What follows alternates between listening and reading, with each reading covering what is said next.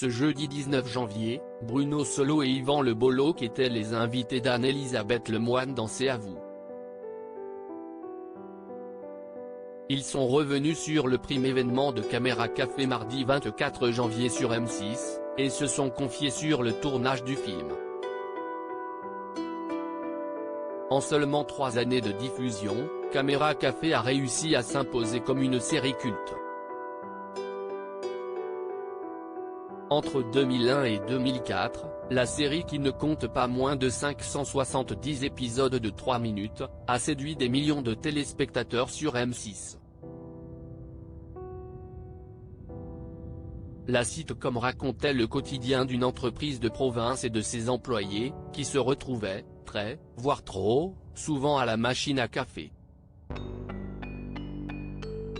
Ce programme phare des années 2000 était notamment porté par le duo Bruno Solo et Yvan Le Bolloc, co-créateur avec Alain Capoff.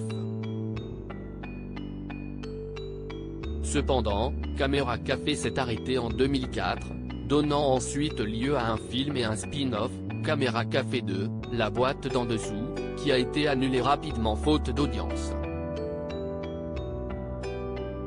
Le retour de Caméra Café avec un film inédit 2 décennies plus tard, Caméra Café est de retour. En effet, M6 a souhaité fêter l'anniversaire de la série en proposant un unitaire inédit, tourné au premier trimestre 2022 à Bruxelles, et dont on vous dévoile les coulisses. À l'occasion de la diffusion de ce film le mardi 24 janvier prochain, Bruno Solo et Yvan Le Bolloc étaient les invités d'Anne-Elisabeth Lemoine dans l'émission C'est à vous sur France 5. Ils sont revenus sur l'histoire de la série et ont évoqué ce nouveau tournage bouleversant.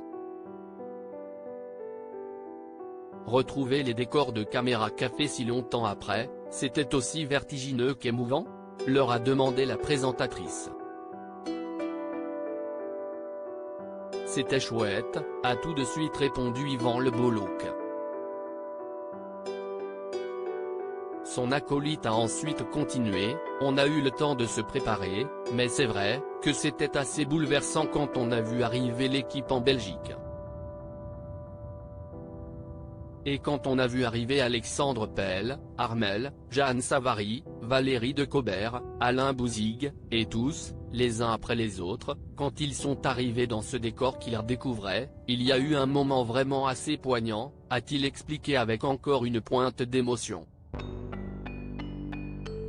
Ils avaient les larmes aux yeux. Bruno Solo s'est ensuite rappelé l'émotion de ses camarades de jeu après le tournage du premier sketch du film.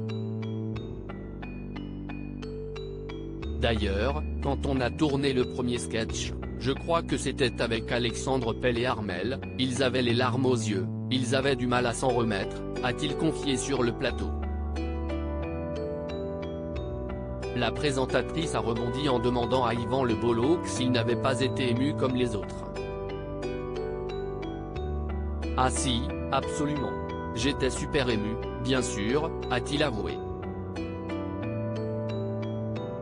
C'est quand même un programme qui nous a apporté gloire, sérénité, un peu d'oseille, il faut le dire, et aussi le confort.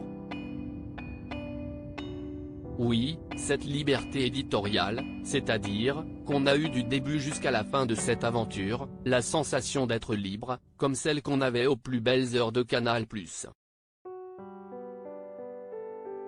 Le duo incontournable de la télévision française se souvient avec émotion des premières heures de Caméra Café, mais se réjouit également de ce nouveau projet qu'il s'apprête à dévoiler aux téléspectateurs.